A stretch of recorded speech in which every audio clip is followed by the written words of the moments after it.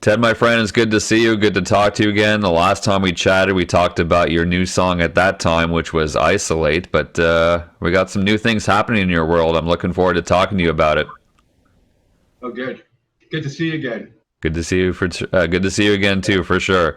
So, talk to me. For those who don't know, of course, your solo career, but we talked a bit about before the band you were in, way back in the '70s, The Action. Talk to me a bit about who that band was before we get into what you're doing now. Yeah, the action started up in like 75, 76 in Ottawa, the nation's capital. Yeah. And we kind of exploded out of Ottawa in 78 and ended up touring with the Ramones and opening up for the Stranglers on some dates.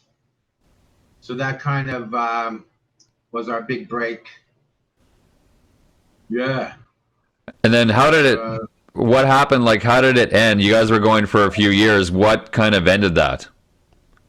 well, we only did one EP because the contract that we signed was so shady Hmm. that I think it broke up around that contract that we weren't able to get an actually full-fledged album out.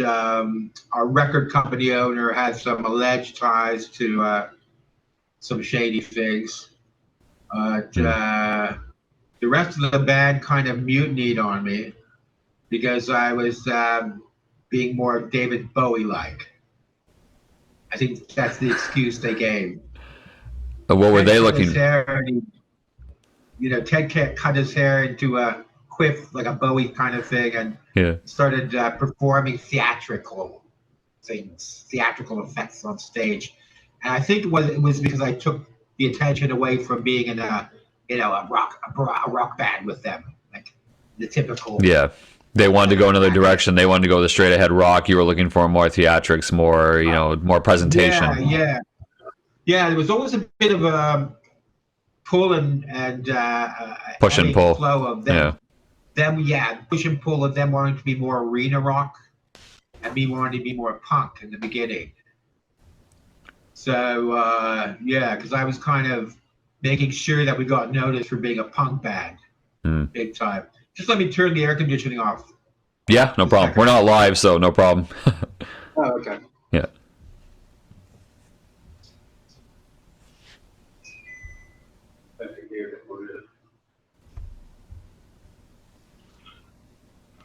I think that was the problem. Now I can hear you Well, better. now you can hear me now. Yeah, maybe it was, I don't have to shout.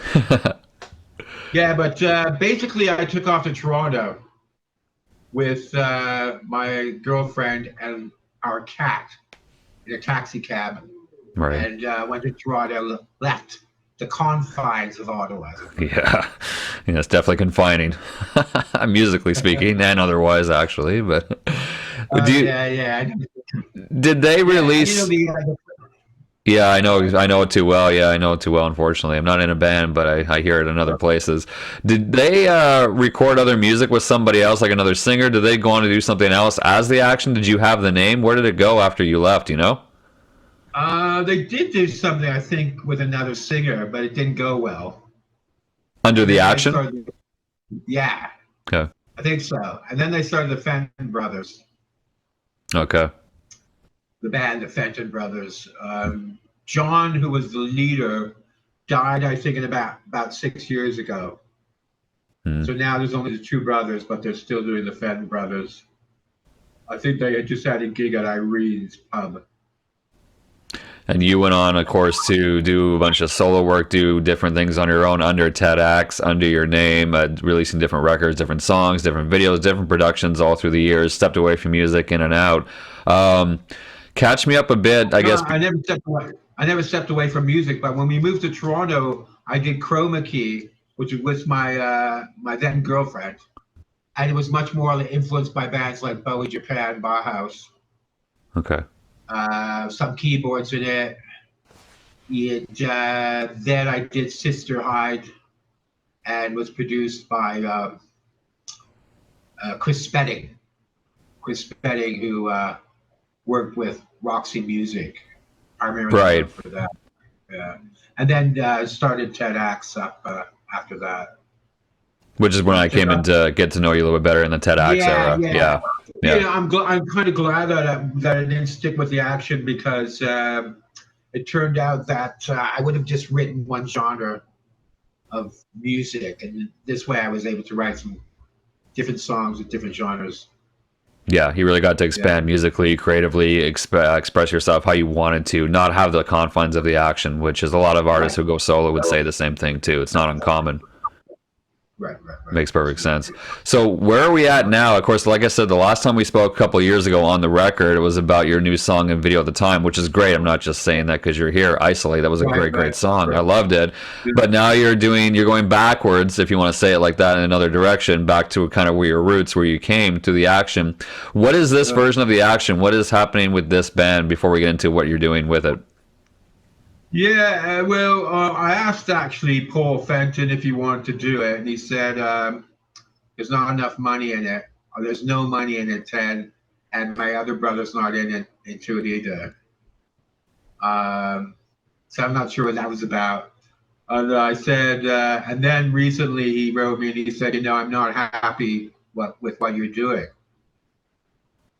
about it. And I said, well, you have to realize how we got here. I asked you if you want to do it, and you said no. You decline. So I said, I'm going to do it. I'm still going to do it. Yeah.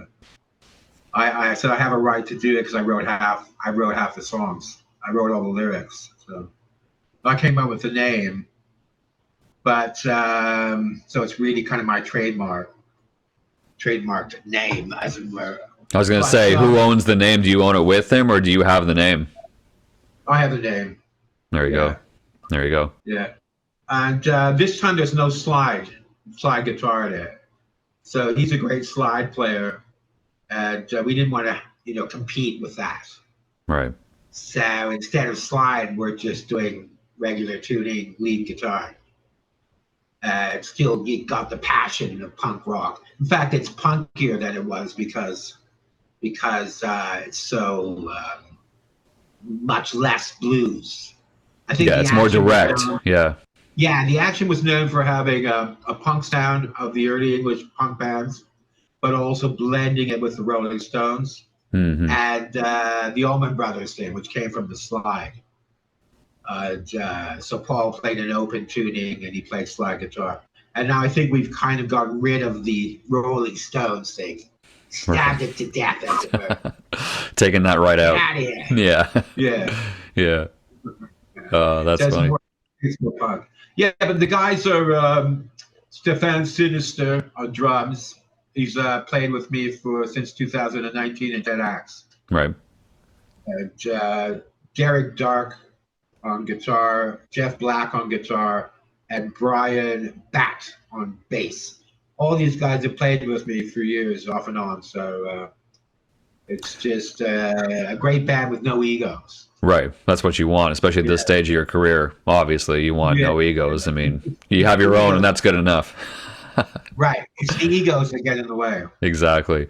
So from this version of the band, there's nobody that was there back in the late 70s. There's nobody from the original action other than yourself, correct? No, only me. But that's the kind of way these acts are going now, isn't it? Absolutely. Oh, yeah. There's no shame on that. No shade on you. I'm just want to clarify. But yeah, no, I mean, there's people with there's bands out there that don't even have you, or the version of you in it, like have a different singer, Foreigner. You know what I mean? There's people that aren't even original and still making it work. So yeah, actually, good for them. I just saw on Facebook that the Dead Boys are getting back together without Steve Bators. Yeah, because he's passed away. That's funny. That's funny. They can do anything with anybody as long as they have the name, I guess. Wow. Yeah. Wow. But of course, without Steve Bators, it ain't the Dead Boys, right? No, absolutely not. He was but he's the guy. Exactly. If you got the name and people will show up, then yeah. But that's I don't agree with that. I mean, you should have at least some connection to the past. Otherwise, you're a tribute band. There's lots of people making tribute money out there, but it is what it is. I'm not in the business on that side. They can make it work and they can sell the tickets. That's how it's gonna run. At the end of the day, if people will buy tickets and show up, that's what's gonna dictate it. Yeah. It's a terrible state of music now because this need for nostalgia is so great Right. that when Oasis reformed, they made more money on this last couple of years than they made in their whole career. You're not wrong. You know, Yeah. yeah. No, it's true. It's insane, the business they do for that. Well, speaking of nostalgia, though, I'm curious though, because you did reach out to your former partner there. What made you want to, I guess, revisit that in your career at this time? Like, you did look back. What made you decide to give him a call and see if he even was interested in doing this with you? Well, I had a guy here, a friend of mine called Paris Black, and he's going through stage 4 prostate cancer. And he just said to me, he wrote me one day on Facebook saying, why don't you do the Action? Whatever band you're in, just call it the Action because I just checked you out and you're the godfather of punk. Right. Indeed, you are. Some people write crazy things like that. But, and I said, you know what? That's not a bad idea. Because I did a lot of benefits for him, and he noticed that I didn't have a big following as much as I should have. Right. With 10 acts, good songs, good frontman, good band. Why wasn't the follower? Why wasn't the crowd there? So he and I both thought I'd have bigger crowds with the Action. I also remained a punk, and there's always a tinge of punk in my stuff. I think my solo stuff. Yes. I did. It wasn't like I really wanted to revisit that part of my life. It was really because I had an affection for the music. I thought the songs were catchy, and I thought I'd be able to have more of an audience. With the name. So it's really kind of selfish. Really, it's a bit of a selfish reason. But, I'm a great frontman, I think, anyway. And without that kind of audience, without 150 people, I was just getting sick of playing for, 20, 40, 50 people max. Right. My whole life. Because since I left the Action, that's the way it's been. And I've been doing that for like 40 some years. Almost 50 years at this point, if you think about it. Yeah. After. Yeah. Yeah. Wow. I played in different cities. It'll make you feel old, but yeah. Yeah. Yeah. Got out of Ottawa, played in Toronto, Montreal, Vancouver, Seattle, Los Angeles, lived in Los Angeles, lived in Seattle. So I have been playing in different places, but never really got the crowds I wanted. Right. Never got that. Yeah, and it also sounds like with the health scare that you mentioned as well too, it kind of made you think about maybe mortality a bit. You know what? I want to reach out to some people I haven't spoke to in a long time, and even just mend a bridge, because we're all going the one direction. It's all going down from here, right? So while we're here, let's make some time to make amends. It sounds like from a nostalgia point, just to at least make amends with him. That's what it sounded like you tried to do, whether you were in a band or not. Well, it's all going down. Except for my face. No. That's true. Faceless, of course. That'll help. Yeah. I haven't had any. But I think... You still look great, Ted. Don't worry. I think his thing... Yeah. Oh, I'm getting some messages here. Let me see what they are. Yeah, no problem. It's probably asking if your Zoom is working. Low network bandwidth. What does that mean? That just means there's not a great connection on somebody's. There's not a great connection somewhere, but I can still hear you perfectly. You can still hear me. We're okay. Just means it may run out at some point, but we'll be fine. We'll make it through. I see. Won't be like the first time. I don't know if you remember this. The first time we ever spoke, just outside of COVID, it was in 2020. But there was some kind of issue I had where the power went out and I lost you after like 10 minutes. We were talking, you were talking, we were talking for the first time, and then you disappeared. That was it. That was the end of it, out of nowhere. Oh, sure. I don't know if you remember that. I think Paris Black was realizing his own trip he's going through. Yeah. So he just thought, if I have that old dream with the Action, why not resurrect it? So yeah, but it's a different band. It is a different sound. It's much more raunchy on guitars, and we kept the speed. It's that kind of 1, 2, 3, 4. Yeah, and then go. Yeah. Mm-hmm. No, yeah. So it's going to be interesting to see how many people show up in Ottawa at the Dominion Tavern. Yes. On September the 12th, yeah, which is coming up in about just over a month from now as we're recording this. And by the time people hear this, about an exact month from now is when people will see you there. That's your first show, right? Yeah, first show of this 50th anniversary tour. And it makes sense. It's in Ottawa, the glorious capital of the nation, to illustriously make your return. Yeah, really, it should have been the other way around. That we should have done the tour and then hit Ottawa. Yeah, at the end it all here too. But it kind of works about both. You kind of kick it off here too. It's not a lot of bands will do that, even if they're from Ottawa or not. So yeah, and hopefully there's not a big conspiracy against us, like the Fentons aren't in it, so we're not coming. Yeah, kind of thing. You'll have those people, but at the end of the day, if they want to see a good show, just come on out and enjoy the music. That's what it's all about. People didn't want to go see Guns N' Roses because certain people weren't there. And how many tickets have they sold? Come on. Yeah. Well, I think there's a lot of people at Guns N' Roses and at Motley Crue. Yeah, a lot of people said they wouldn't go see them if Mick wasn't there, but yet I still see them selling tickets. I still see them on the road. So boo-hoo. Yeah. A lot of people say those are backing tracks. So I won't go see them, but they still go see them anyway. You're going to be singing live and all real? You're going to be belting it out there, Ted? Oh, yeah. Of course. There you go. Yeah. So I think it's going to be good. Hopefully it'll be like 150, 200 people there. Last time we played the Dominion, it was promoted by the Birdman record store. Oh, wow. Street. Yeah. That was a little while ago. Yeah. He was friends with the Phantoms and he promoted it. This time I'm having to promote it myself, so we'll see how it goes. Well, I'm doing all the big shows. I'm doing your show, of course. Yes. Well, thank you. And you had a morning show too, right? Today? Friday? Yeah, I had a podcast show and the guy was kind of out to get me. How so? He was saying, I don't know about your upbringing. You seem to have a bit of a comfortable existence growing up.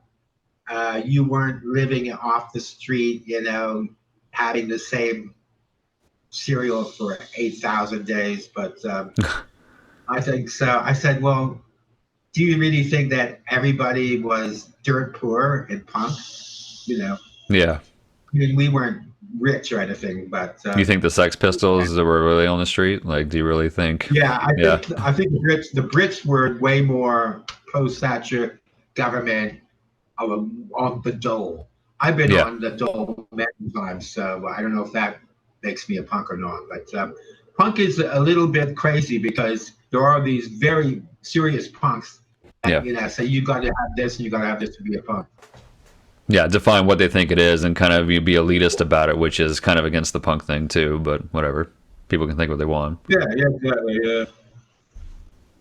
Do you think he was, so this guy, I don't want to go back into him, we're not on his show, but do you think he was out to prove something or try to, like, did he care, was he interested about the music and the fact you're bringing something back, or was he out to try and prove you as some kind of fraud? Well, he liked the music a lot. He liked TV's on the Blink, he played it on the show. Yeah. Well, in Toronto, we weren't really known very much at all. The Fentons didn't really want to play Toronto, so we only played here a couple of times. One was opening up for Teenage Head. Yes. And we played the old Isabella Hotel. So really a lot of people don't know about the action in Toronto. So I think that's what he was getting at. Maybe. Where did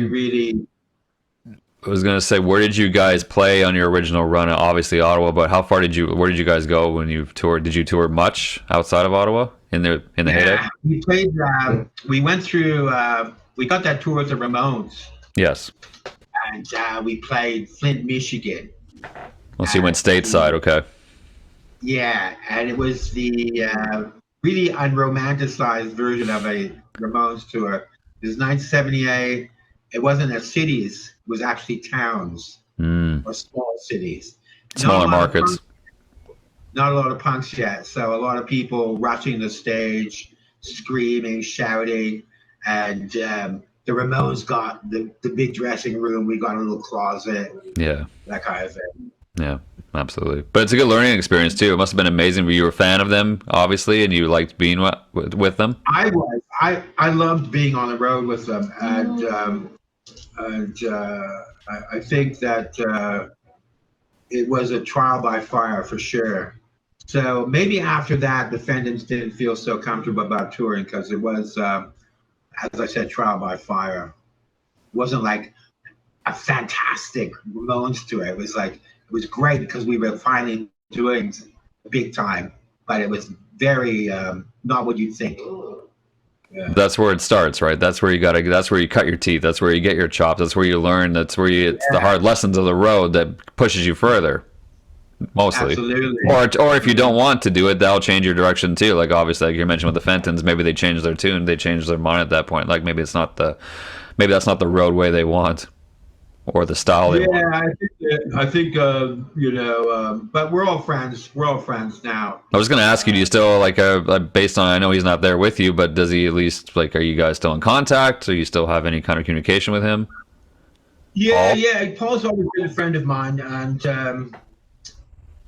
I think that I don't think he's happy with what I'm doing with the action because he wanted to remain in history as the Fenton brothers being involved. That sound. Yes. But, hey, I think it's better to do it than not to do it. Yeah, because to try it. Doing it, yeah. It's exciting for me actually because those are fast songs, are totally different from the Ted Axe stuff. Do you have to get back in vocal shape, rehearse, get yourself back ready? Are you working on that now? Some kind of rehearsals? We had to do a lot of rehearsing. Not a lot, but for the last maybe, this is only like a new idea really for like last 3 or 4 months. So we're just kind of having to get in there every weekend actually and rehearse. So we're looking forward to doing the show. We hope everybody in Ottawa comes out and checks it out. Yeah, for sure. I should probably get there too. I think that's a suggestion. I should probably show up there and say hi to you in person for real for once. Say hello. I'll put you on the list. Put me on the list for sure. Thank you very much. That's going to be awesome. Do you have other shows beyond the one at the Dominion Pub coming up somewhere? Yeah, we've got all these shows in Ontario, like Kingston, Wow, London, Kingston, Windsor, little towns too, like Filsenburg. I don't even know where that is. I've never heard of it. We had a booking agent at the beginning of this. He didn't really last, but he was kind of getting us. The gigs were kind of too small time, so we had to start booking ourselves as well. There's a whole thing behind booking these tours. Yeah. People, no, I know. Is it hard for you to do that though, to focus on the music and get yourself ready, but also booking this stuff and doing the business stuff? Do you find that a little bit overwhelming? No, not really. I enjoy doing the media stuff the most. Actually, like this. Like the talking, and promoting, yeah. Yeah, I've been in contact with the Citizen, CJOH TV, CBC, Le Droit, paper. Yeah. Montreal. Ottawa Sun. Is Le Droit, is that Hull, Quebec, or is that Montreal? That's in Quebec, yeah. That's in Hull, yeah. I said Montreal, but it's actually Hull. Correct, yeah. Right. That's all Quebec. Do you speak French? Are you going to bone up on your French on this? Seulement un peu, but I speak with the French accent, but there you go. I went to So, but it's fun, trying to rouse up some interest with the media because I was really good at that back in the day. And when we reformed, the band reformed in 2009, the Action. Oh, you did? I didn't know that. You guys got back together, you and the Fenton brothers, in 2009. Yeah, 16 years ago. How did that go? It went really well for a while. It was a really 2 nights sold out of the Dominion back-to-back. 2 nights back-to-back, and there was such a demand to see us.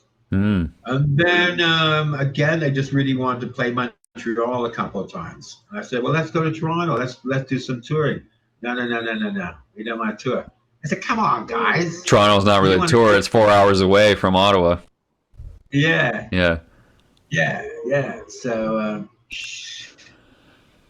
I want to know what. Well, I guess Paul at this point. I want to know what they got against Toronto. Besides what anyone would normally have against Toronto, what does he have that he just want to play there? well, Like the Rock Pile or any of the good. There's a million great venues there, great places. It's a great rock city for this country. I mean, the eastern part of this country. Yeah. Of course, I live here now. It's been good. There's a lot of clubs here. Yeah. I don't think he just wanted the tour period. He wanted to sleep in his own bed and have good accommodations and not have to drive too long. He played a long time with the Blushing Brides, the Rolling Stones cover band. Right. So maybe that turned him off touring or whatever. But they never really wanted to tour. When I was 21, back in the action, that's all I wanted to do was to get out of Ottawa. And, go for it.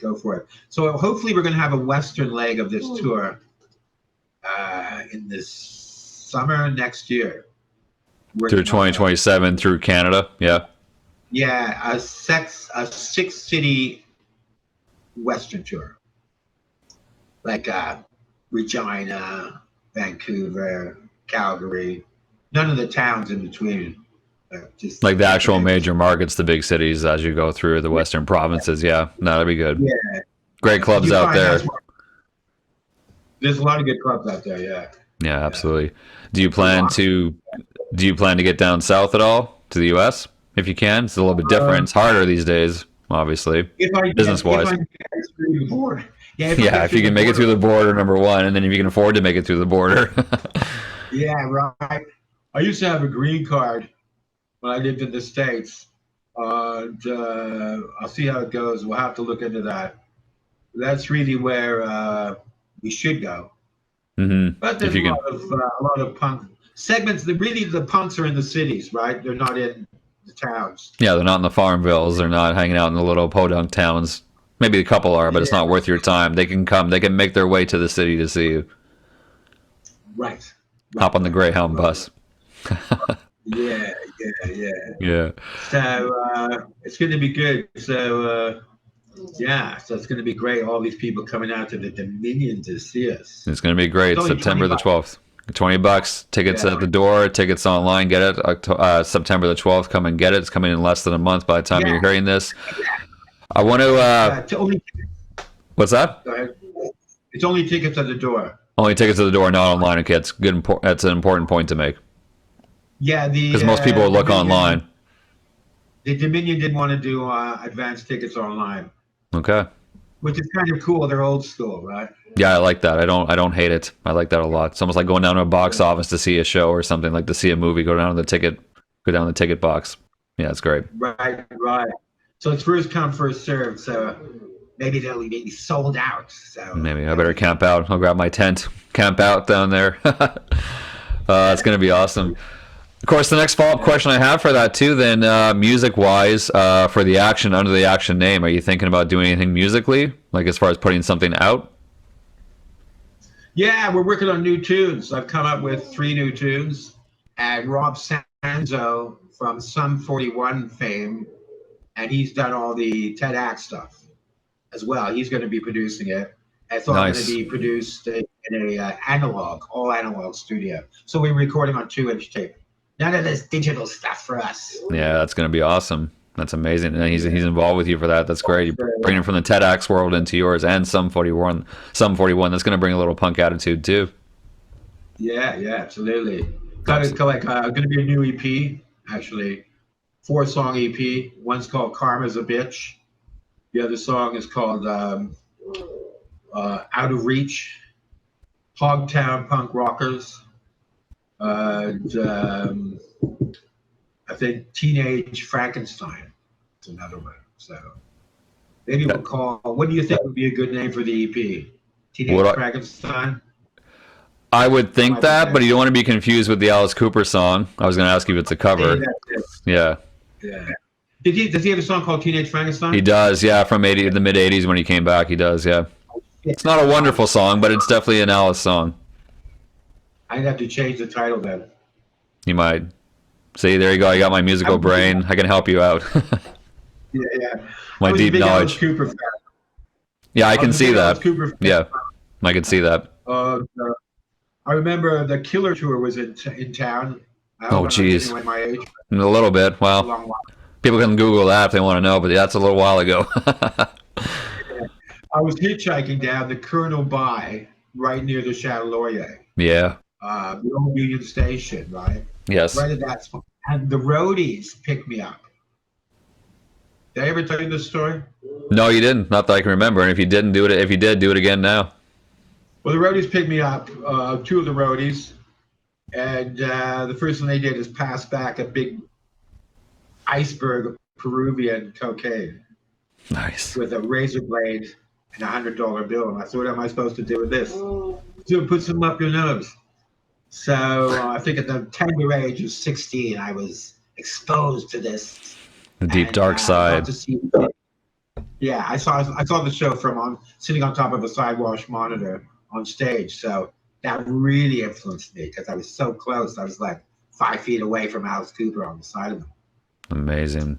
I saw how he had 3 trunks of props. And at one point, they had these bubble machines Oh, wow. behind him. Mm-hmm. These 3 or 4 bubble machines. The bubble machine would like dip in detergent and come up. A fan would blow the bubbles into the audience. It's a very psychedelic effect. Yeah, yeah. And he slipped on stage, right? He slipped on the detergent. Time. Yeah. Slide over there with the laundry soap. Oh my God. Wow. Yeah. The crowd started trying to pull his jumpsuit off. Of course, jumpsuits don't really come off. So, No. but back then he was wasted back then, right? He was drinking. Like big Oh time. yeah, he was drinking heavily up until the mid '80s. This is, and we're talking for people who don't know, we're talking about the original Alice Cooper band who released Killer's record. This is like early '70s, so I mean, this is it was 24/7 on it, to say the least. Yeah. So I think he was much more sleazy back then, and it was much less. He didn't have the girls on stage, didn't have the nurses. Didn't have his wife. I know his wife is part of it now too, but he's obviously older. He's been with Sherry for a long time. But yeah, this is a very different era for Alice Cooper. It was the Alice Cooper band with the original members. Most of them are still alive, but Yeah. luckily, surprisingly, even he's still alive, still making music. But what an amazing experience! I wish I could see that. That's awesome. You have that experience. Yeah, that was great. And of course, no security back then, so you could go right to the front of the stage. People were right at the front of the stage. The Alice Cooper band was really good, I thought. Mhm. That was when he was shining the most, I thought. It was Yeah. pre Welcome to My Nightmare. Yeah, pre-Billion Dollar Babies, pre-Welcome to My Nightmare. That was the kickoff of it, which was a big deal too at the time. Obviously, he took the name for himself and changed his name and went off and did it. But that's still those Alice Cooper records as the band are something pretty special too. Yes, absolutely. Yeah.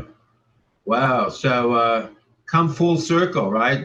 TEDx band, TEDx, and then back to the action now. Exactly, you're doing the same thing. You're coming all the way back around because Alice Cooper did it too. Well, we'll tie that in. He did a record recently with the original Alice Cooper band, the ones that are still alive, obviously. Yeah, right.